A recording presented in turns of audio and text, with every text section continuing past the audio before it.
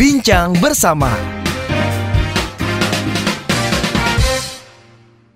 Hai semua listeners, balik lagi dalam podcast Bincang Bersama. Kali ini kita akan ngobrol-ngobrol sama sosok yang pastinya sudah cukup familiar ya, malang melintang di layar televisi dan juga layar film.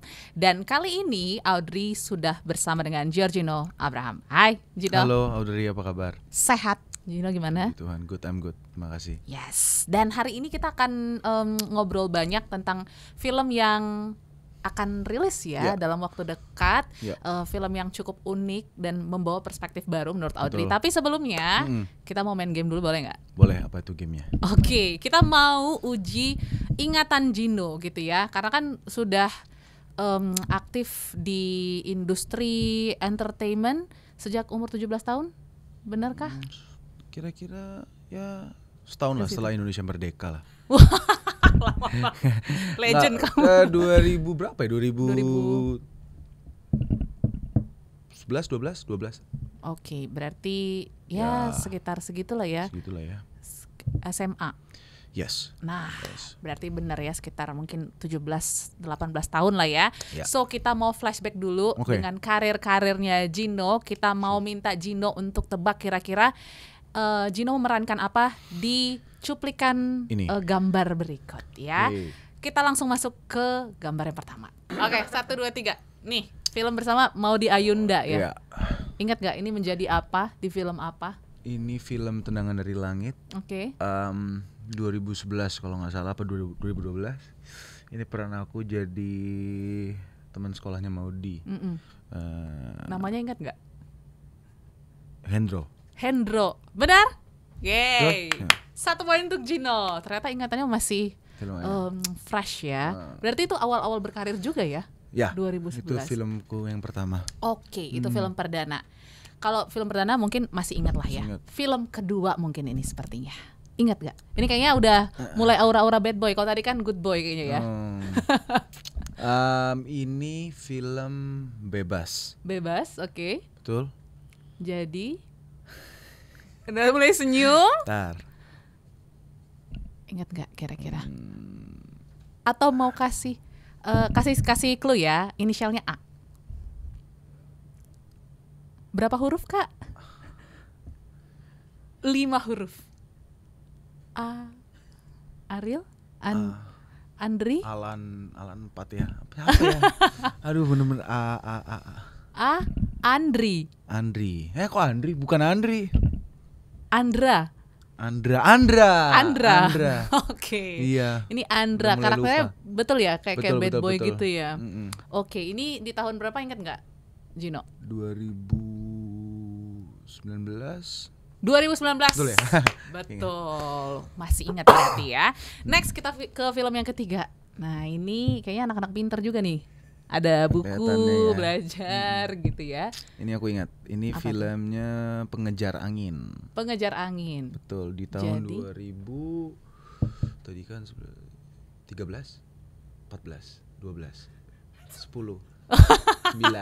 Dicoba semua. 2011. Jadi apa tuh? Ingat nggak? Jujur sama karakternya lupa lagi. Y huruf Y. Yesus. Jadi apa ya? Tokoh-tokoh mirip dikit lagi, dekat juga dengan tokoh yang disebut. Ayahnya Yesus siapa?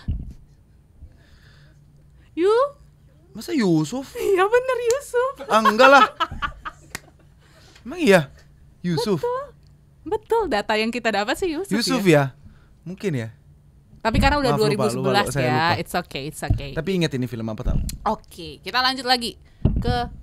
Ini pasti ingat sih. Ini salah satu film yang boom ya. Ini film Bumi Manusia. Peran aku sebagai Robert Melema. Betul. Tahun berapa? 2019. Yes, good. Next, kita ke film berikutnya. Ini series ya kalau nggak salah. Oh, ini aku tahu. Ini yang viral juga nih. Ini di 2023. 2024. sorry. Oke. Ya ini 2025. 2024 jangan salahkan aku selingkuh. Yes. Sebagai Dimas. Oke. Mhm. Yang terakhir ada? Oke. Nggak ada. Ada kan? Ada ya. Ini yang paling fresh kayaknya ya. Ini sih tidak mungkin lupa ini. Tidak mungkin lupa karena ya. ini salah satu project favorit aku juga. Oke. Ini salah satu cuplikan dari film yang akan tayang sih sebentar lagi. Ini karakter aku sebagai satu film ini judulnya Jangan Panggil Mama Kafir. Oke. Sebagai perlu dibocorin sebagai siapa? Perlu dong. Aku sebagai Fafat. Di film Jangan Panggil Mama Kafir yang akan rilis di bulan Oktober ya. Iya, tanggal 16. Nah, sebelum kita bahas ke film ini karena kan tadi Gino juga bilang bahwa ini adalah salah satu project favorit. Cuman kita mau flashback dulu nih perjalanan karir. Kayak tadi aku bilang ya, dari umur 17 tahun mungkin ya, sekitar segitu ya. 17 tahun akhirnya memulai industri entertainment. Sebenarnya awalnya itu kenapa? Karena kan kalau nggak salah kamu dulu sempat tinggal di Aussie juga ya? Betul. Aku dulu sempat tinggal di Melbourne dan kita sudah pindah satu family ya for good ke sana. Dan jadi selesai kelas 6 SD aku pindah tuh ke Melbourne sama family. Oke. Di sana kita udah pindah ke sana karena papa dapat kerjaan di sana. We moved there for good. Kita udah dapat permanent residence. Stay di sana. Terus ya sudah dari sana nggak ada pemikiran untuk balik ke Indonesia. Oke. Aku menekuni sekolah di sana. Terus fokus sama sepak bola karena aku mau jadi pro. Oh, oke. Mau jadi pro, emang mimpian aku sih. Tiba-tiba aku lagi liburan ke Jakarta, mulailah ditawarin coba casting gitu. Sedangkan aku belum tahu tuh casting apa. Dan pertama yang mengenalkan aku sama industri ini sebenarnya keluarganya Randy Pangalila, salah satu pemain kita juga gitu yang udah nggak asing lagi pastinya Kak Randy Pangalila. Kebetulan papanya Randy sama papa aku itu udah kayak keluarga gitu, kayak sahabat banget. Dan dari situ dikenalin, coba deh casting Gino. Apa itu casting? Nggak tahu, akhirnya coba berapa kali selama 2 minggu sih, lagi liburan sekolah gitu. Coba. Pas balik ke Australia tertarik gitu. Oh, oke. Jadi itu ya awal mula pintu gerbang di industri ini terbuka. Ternyata ada peran dari ayahnya Randy juga ya. Kita flashback lagi ya sedikit. Boleh. Ini ada beberapa foto-foto Gino sewaktu muda, walaupun sekarang juga masih muda sih ya. Kita next, masih ingat gak ini masa-masa kapan ya? Oke. Ini di mana, di Indonesia ya? Ya. Di Indonesia ini lagi syuting sinetron, salah satu project. Waktu itu udah tahun berapa, udah lama banget. Film ini, sinetron ini judulnya Aku Anak Indonesia. Ya. Masih ingat ya? Masih ingat. Karena ada. Iya. Aku ingat foto ini karena ini aku ingat panas banget lokasinya. Oh, karena pantai ya kayaknya. Itu terlalu panas dan ya panas banget. Dan kita syuting seharian. Full itu dari subuh ketemu pagi hari. Parah banget lah. Tapi ya. Ini awal karir berarti ya. Oke, next ke foto berikutnya. Ini kira-kira masih umur berapa nih Gino di? Aduh, nggak tahu ini ya, jujur aku agak lupa. Ini 2000 kayaknya ini 14 mungkin ya kalau nggak salah. 14 ya. Oke, dengan style rambut yang masih seperti ini ya, belum jadi Gino yang gondrong. Betul. Next. Nah, ini kayaknya satu passion yang mungkin masih banyak orang yang tahu atau nggak tahu nih. Ya, ini aku lagi ngisi ini sih. Waktu itu lagi ngisi lagu bareng-bareng sama beberapa cast untuk satu project. Aku lupa apa. Jadi ya kita nyanyi rame-rame bareng-bareng. Oke, nanti kita juga bahas tuh ya passionnya Gino dalam nyanyi. Soalnya ada beberapa single juga kan. Next, kita lanjut ke foto berikutnya. Ini aku lagi syuting sinetron nih, belum lama nih, Love Story. Series. Ini lama banget syutingnya, jumlah episodenya panjang juga, sekitar 700 something atau 800 episode. Ya, ini semasa COVID. Dan 700 episode, kebayang banget sih. Masih ada foto lain? Masih ada lagi? Nah ini nih. Ini Gino mode apa nih? Ini aku lagi syuting video klip. Video klip? Untuk single aku. Oke. Ya. Single yang keberapa nih? Ingat gak? Pertama. Oke, ini single pertama Gino. Oke, sepertinya sudah habis. Oke, siap. Sudah habis. Udah pusing juga ya, flashback sedikit ya, nginget-nginget masa lalu. Tapi ya itu ya, namanya perjalanan karir. Pasti ada transformasi, ada perubahan pasti. Gitu ya. Baik dulu mungkin ya mungkin orang banyak kenal Gino itu di sinetron. Betul. Gitu ya. Dan sekarang kita mau lanjutin tadi cerita terkait dengan karir ya, karena gerbang pembukanya ya dari ayah Reni Pangalila, terus akhirnya tertarik. Cuma kan tadi Gino bilang bahwa masih punya passion jadi pro player dulu. Sebagai pemain sepak bola, betul. Nah, gimana itu jadi impian dari kecil sebenarnya, karena ya namanya anak muda, pengennya kan jadi pasti nggak jauh-jauh dari atlet. Kalau nggak jauh-jauh paling ya polisi, tentara. Ya, itu kan jarang yang pengen jadi saya pengen jadi aktor. Ya pelukis gitu kan jarang, seni, atau aktor jarang pasti. Terus by the time ya aku tekuni terus olahraga, pengen jadi pemain sepak bola, and it was going uphill cukup baik. Ikut SSB di sana juga, ikut kompetisi rutin, seminggu 3 kali kita pertandingan, ada kompetisi, ada turnamen semua. Sampai akhirnya ada tadi cerita tadi di mana aku lagi liburan ke Jakarta dan dapat tawaran untuk ikut casting. Terus sepertinya I feel like kayaknya ini seru banget nih kalau aku tekuni gitu loh. Kenapa? Karena nggak semua orang bisa dapat kesempatan untuk mendalami industri ini gitu. Which is satu, wah ini kayaknya oke banget nih gitu. And you know, kalau I have to be realistic bahwa untuk jadi pro footballer it's really hard, susah banget. Apalagi ya kompetisinya sangat masif ya. Gitu. Oke. Tapi dulu gimana respon dari mama papa ya? Kan dulu kamu mungkin sudah fokus banget nih ke sepak bola, terus tiba-tiba switching. Dan mungkin harus move ke Indonesia juga di momen itu. Move balik ya ke Indonesia, karena dulu aku tuh tinggalnya di Surabaya. Terus baru ke Australia, terus akhirnya harus ke Jakarta. Karena memang yang ditakutin sebenarnya sama orang tua aku, terutama mama ya, itu karena kita nggak tahu industri ini. Meskipun ada di keluarga juga yang memang di industri juga. Kebetulan om aku tuh vokalisnya band Bumerang. Ya, Roy Jekonia. Tapi itu kan berbeda sama apa yang aku tekuni sekarang gitu. Dan itu cuma hanya maksudnya musik ya. Dia sering tur keluar kota. Sedangkan jarang berada di Jakarta lah ibaratnya kalau penyanyi yang memang tur gitu ya.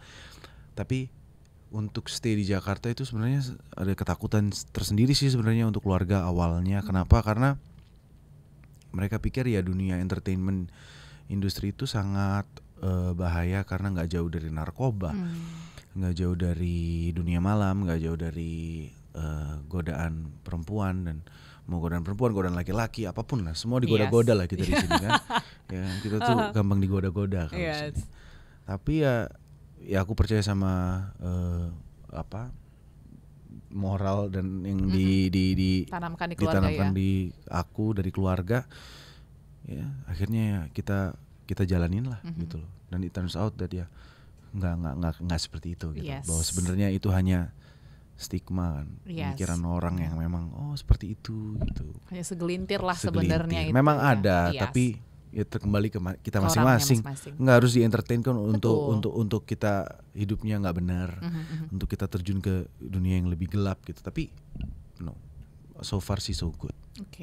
Dan di awal karir sampai dengan sekarang, kalau Gino sendiri menjalani prosesnya apakah cukup sulit gitu? Mengalami kesulitan juga nggak? Atau justru mungkin kayak ada privilege juga ya untuk akhirnya dapat project-project yang nggak berhenti. Bahkan tadi sinetron pun bisa sampai 700 episode, itu kan cukup panjang banget. Betul. Tapi 700 episode itu kan melewati banyak sekali project-project yang gagal. Yes. Banyak sekali ngelewatin project-project yang memang tidak menyampai 100. Janganlah 700. Okay. Nggak nyampe 100. Semua sinetron aku jarang nyampai 100 episode. Rata-rata tuh 30 episode selesai, 40 episode selesai. Gitu. Ada yang lagi syuting 3-4 episode diudahin gitu. Sedangkan income aku jadi cuma dapat per episode sekian itu. Tiba-tiba di saat COVID lagi ya? COVID nggak ada pilihan, bioskop tutup, nggak ada yang bisa mau nonton. Kita semua nggak ada mau buang uang, spend uang untuk nonton ke bioskop, nggak bisa juga. Ya kan, semua orang yang kerja dirumahkan, at home, ada tawaran masuk sinetron, ya udah aku ambil aja, because I need work, gitu kan, realistis, aku butuh income, aku ambil, and ternyata itu yang jadi sumber berkat buat aku, so ya. Maksud aku, ya aku bersyukur banget gitu di saat orang-orang lagi pada struggling di era COVID, di situ Tuhan kasih rezeki. Oke. Gitu. Dan mungkin tadi Gino bilang bahwa sebelumnya nggak pernah main sinetron dengan episode yang panjang seperti itu gitu ya. Mungkin itu paling panjang. Judul itu tuh nggak hanya 1, 2, 3 sinetron loh. Aku tuh ngerjain sinetron sudah ada 15 sinetron lebih. Hampir 20 sinetron seingat aku tuh dengan judul beda-beda. Dan banyak dari itu tuh yang memang tidak sesuai ekspektasi aku atau sesuai ekspektasi PH dan juga stasiun gitu. It's always under the expectation. Cuman ini tiba-tiba Love Story the Series pecah 700 dan dari situ banyak orang yang jadi apa ya? Aku jadi mengapresiasi gitu loh, bahwa maksudnya sometimes kita bisa dapat berkat di saat kita lagi nggak siap aja. Wah, keren sih. Dan pastinya ketika momen itu datang, itu kan proses mempersiapkan dirinya itu berjalanan, beriringan dengan proses 700 episode itu. Gimana Gino menghadapi itu? Karena kan pasti sebelumnya belum pernah mengalami sepanjang ini episodenya, terus juga mungkin ada capeknya, lelahnya juga di tengah perjalanan gitu. Mau mundur juga nggak bisa. Gitu. Benar. Jadi di saat kita jalankan sinetron Love Story the Series ini, ya udah aku pengen jalan aja. Yang penting mau dapat berapa episode ya sudahlah. Jalan, yang penting aku dapat income terus. Tiba-tiba stabil. Not the best sinetron, ya di momen itu. Tapi selalu menjadi top 3, top 5 sepanjang 2 tahun perjalanan project ini. Selalu it's there, stabil gitu. Akhirnya rutin jalan terus syuting, ya akhirnya wah gila ini gak selesai bro. Capek juga gitu. Maksudnya bukan capek sama dapat uang, tapi capek sama gue gak ada kehidupan. Bolak-balik lokasi 2 tahun gitu loh. Bahkan aku stay di salah satu resort. Karena COVID itu kita biasanya sinetron pulang, kita project apapun kita pulang pergi. Lokasi pulang. Ini enggak, kita dalam 2 tahun, hampir 2 tahun itu kita dikurung di dalam satu resort yang memang enak sekali di daerah Ciawi, Caringin, Bogor sana. Ya bisa pulang, tapi tuh kayak sempat ada waktu kayak bener-bener 2 bulan itu stuck di situ. Sisanya itu ya kalau mau pulang ya dari sana ke rumah gue di Bintaro. Jauh banget. Nggak worth it buat aku pulang pergi, pulang malam, terus pagi harus syuting lagi. Tapi gue mau ke Bintaro, perjalanan 1 jam lebih, terus berangkat juga nanti 1 jam lebih, capek di jalan. Jadi aku paling pulang seminggu sekali, gitu, atau bahkan bisa 2 minggu sekali. Tapi jadi capek, lelah, karena gila rutinitasnya sama. Kru-kru yang aku lihat mereka lagi lebih capek juga ya. Tidur di situ, bangun di situ, pulang syuting yang liatnya mereka, syuting liatnya mereka, pemain-pemainnya itu juga lagi. Jadi habit aku udah kelihatan di mereka, habit mereka juga aku udah tahu banget. Tapi ya akhirnya ketika project itu selesai, emang sedih banget sih, karena ya bagaimana kita ngelepas sebuah rutinitas yang sudah mendarah daging di kita selama 2 tahun. Kita harus goodbye, ini hari terakhir syuting gitu. Ya sempet sedih banget gitu pastinya. Tapi tetap ya, ternyata ketika ending prosesnya dinikmati juga gitu, walaupun kayaknya pasti. Bayangannya susah banget seperti itu. Aku sampai sempat berpikir, aduh kapan nih selesai ya judulnya? Kapan ya selesai? setiap hari nanya gitu terus ya. Iya, dalam diri. Tapi aku selalu reflect bahwa no, ini tuh berkat. Yes. Kamu pengen mengimpikan untuk punya episode yang panjang. Dari berapa tahun kamu berkarya belum pernah dapat. Sekarang dikasih dan lu mau exit. Maksudnya mau, gue pengen dong nongkrong sama teman-teman Sabtu, Jumat, teman-teman, bro di mana bro? Wah gila lu udah syuting mulu nggak selesai kapan kelarnya bro? Lo nggak tahu nih ada tempat baru, ada night club baru, ada bar baru, ada restoran baru, film-film baru yang lagi tayang, aku ketinggalan semuanya gitu loh.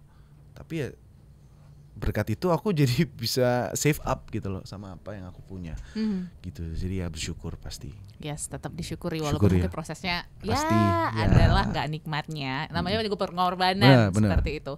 Sampai pada titik akhirnya mungkin ya tadi pintu berkatnya akhirnya terbuka dari di situ, sinetron ini gitu ya. Dan bahkan juga mungkin tawaran layar lebar seperti itu ya. Seperti project yang menjadi favoritnya Gino nih. Iya, dan bisa dibilang bahwa project sinetron itu selesai, tawaran-tawaran itu jadi banjir berdatangan gitu loh. Karena ya like I said, berkat datang kapanpun kita nggak pernah tahu gitu loh. Aku pernah nganggur kosong, nggak ada job selama 1 tahun penuh, tidak ada job sama sekali.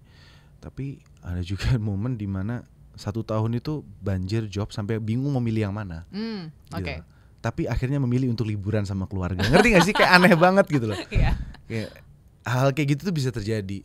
Jadi ya sekarang sih aku berusaha menikmati momen-momen yang aku punya. Job apapun ya aku enjoy, dibawa enjoy. Karena belum tentu posisi kursi yang aku punya sekarang bisa aku dudukin terus saat tergeser dan diganti dengan kursi yang lebih baru. Seperti itu. Oke. Nah tadi ke-spill sedikit ya, mungkin semakin dewasanya kita, kadang kita lebih realistis juga gitu. Pasti. Ya. Nggak harus mengejar project terus menerus, tapi juga kita pengen punya quality time dan pasti punya idealisme sendiri. Pasti. Nah, seperti project yang satu ini gitu ya, jangan panggil Mama Kafir. Pasti ada idealisme Gino sendiri nih, kenapa memilih dan memutuskan untuk terlibat dalam project ini. Sebenarnya apa hal yang membuat Gino tertarik menjadi Fafat di film ini? Yang membuat aku tertarik adalah karena cerita ini itu cerita yang menurut aku relate banget sama kehidupan aku pribadi dan juga sama kehidupan banyak teman-teman, orang-orang di sekitar aku, bahkan di luar yang aku kenal.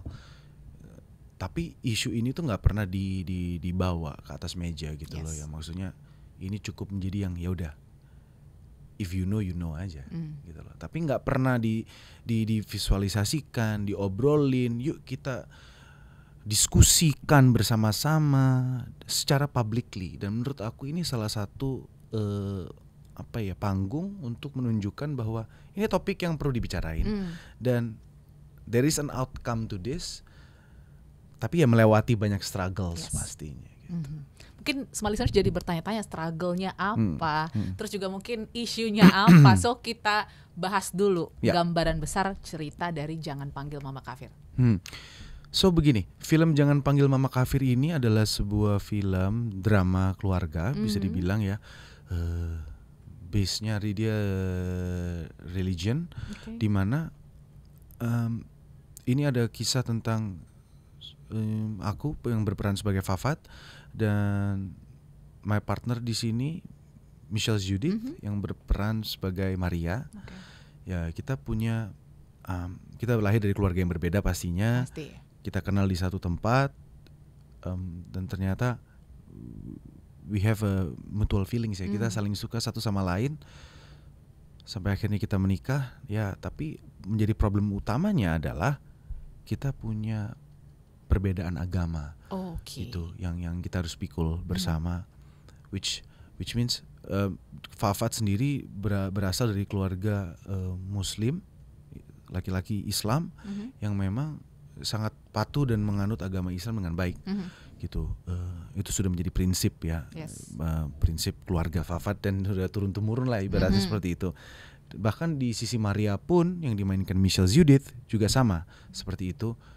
Dia berasal dari keluarga Nasrani, keluarga Kristen yang memang dilahirkan dan memang cukup kuat juga di sana gitu.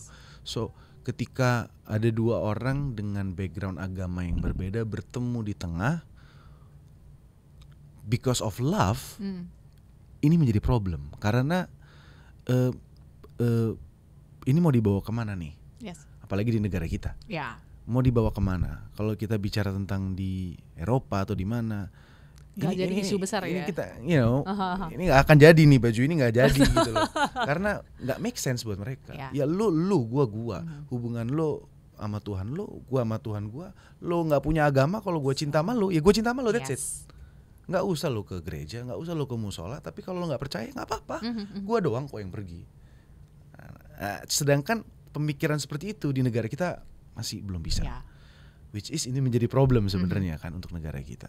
So ya ini cerita yang menurut aku sangat relate banget ke masyarakat, bahwa untuk menggabungkan agama yang berbeda ini susah banget sebenarnya. Harus ada toleransi, harus saling pengertian,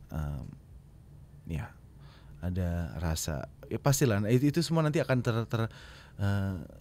terbuktikan, terangkum semua di film ini gitu. Oke, berarti akan banyak feelings ya di dalam. Pasti. Ya, baik dari ketakutan, dari kekhawatiran, mungkin rasa cintanya yang besar juga akan tergambarkan ya, dan mungkin ya akan banyak sekali yang relate dengan situasi seperti ini. Tapi yang menariknya kalau Audrey lihat dari trailer ya, ini kan menyangkut juga kepada parenting ya, anak ya. Ini juga yang mungkin jadi tantangan juga dalam pernikahan perbedaan agama seperti itu.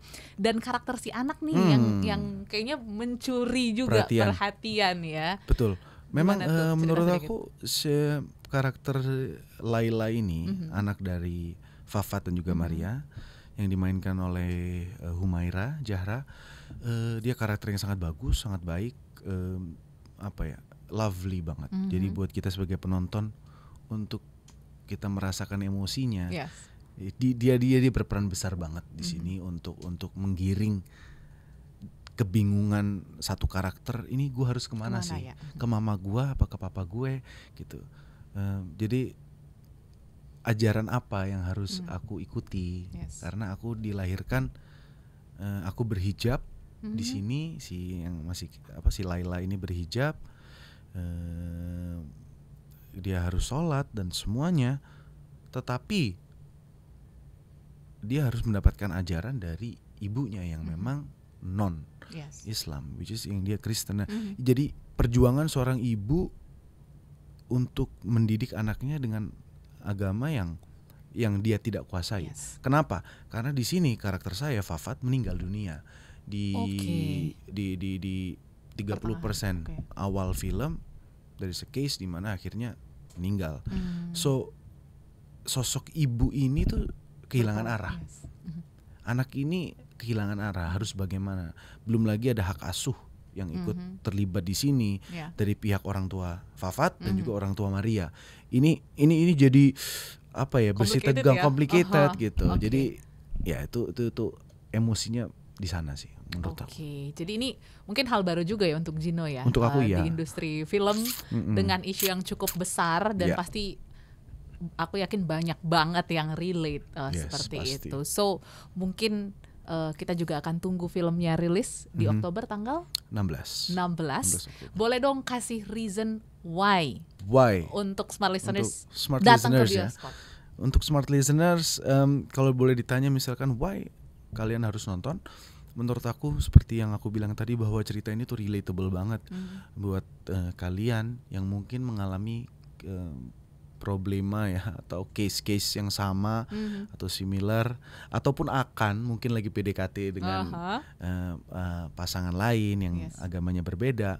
Ini worth to consider juga sebenarnya, perlu dipertimbangkan, tapi nggak perlu kita takuti juga menurut aku, asalkan ada toleransi yang besar. Itu penting karena memang ya kita nggak bisa, itu kembali ke ego sih. Bagaimana nanti kalau kita punya anak ini mau dibawa kemana gitu, religinya mau dibawa kemana, ke kiri apa ke kanan gitu. Ya jadi itu sih menurut aku, untuk smart listeners wajib sih untuk nonton film ini, dan dijamin akan memberikan emosi yang luar biasa, kesedihan, haru, ya ada sedikit love story di sini, tapi bukan menjadi garis utama ya, gitu, seperti itu sih. Oke, tapi untuk teman-teman yang mungkin gak relate juga pastinya akan mendapatkan perspektif toleransi ya. Supaya kita lebih belajar lagi menerima perbedaan-perbedaan di sekitar. Betul. Supaya gak ada judging, gak ada pandangan-pandangan sebelah mata akan case-case yang terjadi di sekitar kita. Yes. So wajib datang ke bioskop di tanggal 16 Oktober. Akan ada keseruan antara Giorgino, Michelle Zudit, dan Humaira ya.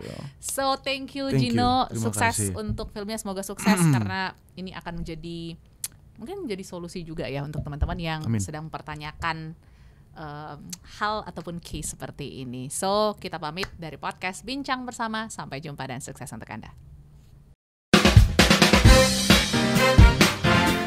Bincang Bersama.